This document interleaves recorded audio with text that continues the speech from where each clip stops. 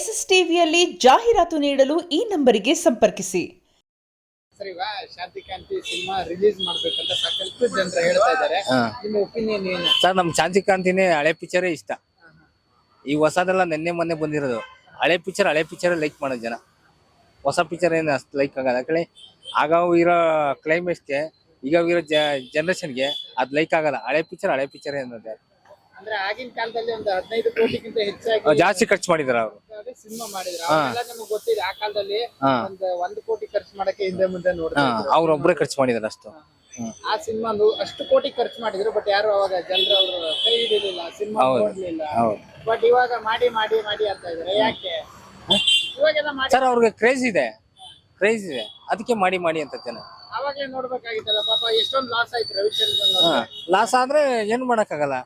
ಮತ್ತೆ ಇವಾಗ ಮತ್ತೆ ನೀವೇ ಹೇಳ್ತಿದ್ದೀರ ರಿಲೀಸ್ ಮಾಡಿ ಮಾಡ್ರೆ ಓಡುತ್ತೆ. ಮತ್ತೆ ನೀವು ಬಂದು ಎಲ್ಲರೂ ನೋಡ್ತಾರೆ ಫಿಲಮ್ನ. ನೋಡೋದಾಗಿದ್ರೆ ಅವಾಗ್ಲೇ ನೋಡಿ ಅವ್ರನ್ನ ಗೆಲ್ಸ್ತಾ ಇದ್ರು, ಮೆಚ್ಕೊಳ್ಳೋದಾಗಿದ್ರೆ. ಬಟ್ ಇವಾಗ ಈ ರೀತಿ ಎಲ್ಲ ಮಾಡಿ ಅಷ್ಟೆಲ್ಲ ಲಾಸ್ ಆಯ್ತು ಅವ್ರಿಗೆ ಆ ಸಿನಿಮಾದಿಂದ, ಅಲ್ವಾ? ಇವಾಗ ಮತ್ತೆ ಜನರು ನೋಡ್ತಾರೆ ಅನ್ನೋದಕ್ಕೆ ಏನ್ ಗ್ಯಾರಂಟಿ ಅಂತ? ಗ್ಯಾರಂಟಿ ಇದೆ. ನೀವು ಅವಾಗ ಥಿಯೇಟರ್ ನೋಡಿದ್ರೆ ಎಲ್ಲಿ ನೋಡಿದ್ರೆ? ನಾವು ಥಿಯೇಟರ್ ಅಲ್ಲಿ ನೋಡಿರೋದು. ಥಿಯೇಟರಲ್ಲೇ ನೋಡಿದ್ರಾ? ಏನ್ ಇಷ್ಟ ಆಯ್ತು ಸರ್ ಆ ಸಿನಿಮಾದಲ್ಲಿ? ಆ ಫಿಲಮ್ ಶಾಂತಿಕಾಂತಿ ಒಂದು ಒಳ್ಳೆ ಒಪಿನಿಯನ್ ಇದೆ, ಒಳ್ಳೆ ಇದಿದೆ. ನೋಡೋ ಸಿನಿಮಾ ಅದು ಚೆನ್ನಾಗಿದೆ. ಆಗಲ್ಲ. ಚಿರಂಜೀವಿ ಅವರನ್ನ ಕರ್ಕೊಂಡ್ ಬಂದ್ರು, ನಾಗಾರ್ಜುನನ್ನು ಕರ್ಕೊಂಡ್ ಬಂದ್ರು, ಸಾಕಷ್ಟು ಜೂಹಿ ಚಾವ್ಲಾನು ಕೂಡ ಕರ್ಕೊಂಡ್ ಬಂದಿದ್ರು ಆ ಸಿನಿಮಾದಲ್ಲಿ. ಇವಾಗೆಲ್ಲ ಹೋಲ್ಸಿದ್ರೆ ಹಂಗೆಲ್ಲ ಮಾಡಕ್ ಆಗತ್ತಾ ಈ ಜನರೇಷನ್? ಆಗುತ್ತೆ, ಅವ್ರ ಒಪಿನಿಯನ್ ಮಾಡಿದ್ರೆ. ಅಲ್ಲ, ಈ ಜನರೇಷನ್ ಅವ್ರಿಗೆ ರಜನಿಕಾಂತ್ ಮತ್ತೆ ಕನ್ನಡಕ್ಕೆ ಕರ್ಕೊಂಡ್ ಬರಕಾಗತ್ತ? ಮತ್ತೆ ಮಾಡಿದ್ರೆ ಮಾಡ್ತಾರ ಅವ್ರು, ಯಾಕೆ ಹೇಳಕ್ಕಾಗಲ್ಲ.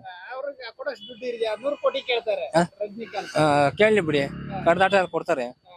ನೀವ್ ಕರ್ಕೊಂಡ್ ಬಂದ್ ಕೊಡಕ್ಕಾಗತ್ತೆ? ಇವಾಗ ಕೊಡಕ್ ಆಗುತ್ತೆ? ಕಾವೇರಿ ನೀರೇ ಕೊಟ್ಟಿದ್ರ ನೀವು, ಇನ್ನೇನ್ ಕೊಡಲ್ಲ ನೀವು. 50 ಕೋಟಿ ಎಲ್ಲಿ ಕೊಡ್ತಾರೆ ಸರ್? ಆಗುತ್ತೆ ಸರ್. ಇವಾಗ ರಜನಿಕಾಂತ್ ಅವ್ರನ್ನ ಮತ್ತೆ ಈಗಿನ ಟ್ರೆಂಡಿಂಗ್ ಅಲ್ಲಿ ರಜನಿಕಾಂತ್ಗಾಗ್ಲಿ ನಾಗಾರ್ಜುನ್ಗಾಗ್ಲಿ ಆ ಅಮೌಂಟ್ ಕೊಡೋದಕ್ಕೆ ಆಗೋದಿಲ್ಲ. ಹಿಂದೆ ಇತ್ತು ಆ ಕಾಲ ಬೇರೆ, ಈ ಕಾಲ ಬೇರೆ. ಅವಾಗ್ಲೇ ನಮ್ಮ ರವಿಚಂದ್ರನ್ ಅವರು ಕರ್ಕೊಂಡ್ ಬಂದ್ರು. ಅವರು ಫಿಲಂ ಬಗ್ಗೆ ಇರೋ ಕ್ರೇಜ್ ಯಾವ ಆಕ್ಟರ್ಗೂ ಇಲ್ಲ.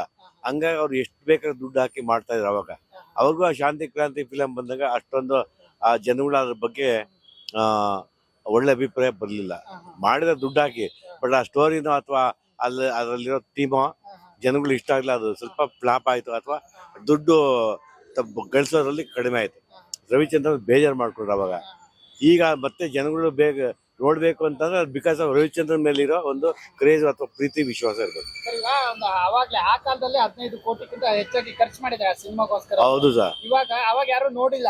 ಇವಾಗ ಎಲ್ರು ಕೂಡ ರಿಲೀಸ್ ಮಾಡಿ ಅಂದ್ರೆ ಇವಾಗ ಎಲ್ರು ಬಂದು ನೋಡ್ತಾರೆ ಅನ್ನೋದಕ್ಕೆ ಏನ್ ಗ್ಯಾರಂಟಿ ಸರ್? ಗ್ಯಾರಂಟಿ ಏನಂದ್ರೆ ಅದನ್ನ we cannot tell it exactly, authentic ಆಗಿ ಹೇಳಕ್ಕಾಗಲ್ಲ. ರವಿಚಂದ್ರನ್ ಮೇಲೆ ಯಾರ ಈಗ ಫಾಲೋವರ್ ಅಂದ್ರೆ ಫ್ಯಾನ್ಸ್ಗಳು ಅವ್ರ ಮೇಲಿರೋ ಪ್ರೀತಿಗೆ, ವಿಶ್ವಾಸಕ್ಕೆ, ಗೌರವಕ್ಕೆ ಬಂದು ನೋಡ್ಬೋದು.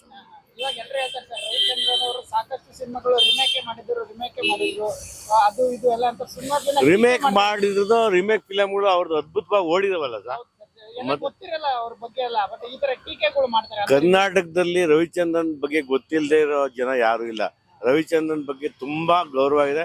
ಅವ್ರ ಕ್ರೇಜ್ ಹೆಂಗಿದೆ ಅಂದ್ರೆ ಫಿಲಂ ಅಲ್ಲಿ ಅಷ್ಟು ಕ್ರೇಜ್. ರವಿಚಂದ್ರನ್ ಫಿಲಂ ಬಗ್ಗೆ ಅಷ್ಟೊಂದು ಕ್ರೇಜ್ ಇಟ್ಕೊಂಡು ಮಾಡ್ತಾರೆ. ಆ ಜನಗಳು ನೋಡೋದಕ್ಕೆ ಇಷ್ಟೊಂದು ಪಡ್ತಾರೆ. ಅದೆಲ್ಲ ಹೆಣ್ಮಕ್ಳು ತುಂಬಾ ಲೈಕ್ ಮಾಡ್ತಾರೆ ರವಿಚಂದ್ರನ್. ರಿಲೀಸ್ ಮಾಡಿದ್ರೆ ಬಹುಶಃ ಓಡ್ಬೋದು. ಈಗ ಬಂದಿರೋ ಫಿಲಂಗಳು ಬರ್ತಾರೆ ಅಂತ ನೋಡಿದ್ರೆ ಶಾಂತಿ ಕ್ರಾಂತಿ ಇಸ್ ದ ಬೆಸ್ಟ್ ಅಂತ ಹೇಳ್ಬೋದು. ಈಗ ಬರ್ತಿರೋ ಫಿಲಂಗಳು ಏನ್ ಬರ್ತಾವೀಗ, ಆ ಲವ್ ಅಂತ, ಈ ಲವ್ ಅಂತ, ಆಗಸ್ಟ್ ಅಂತ, 15 ಅಂತೆ, ಅದ್ ಹಾಕೊಂಡ್ರೆ ಮೋಸ್ಟ್ ಜನಗಳು ನೋಡ್ಬೋದು ಸರ್.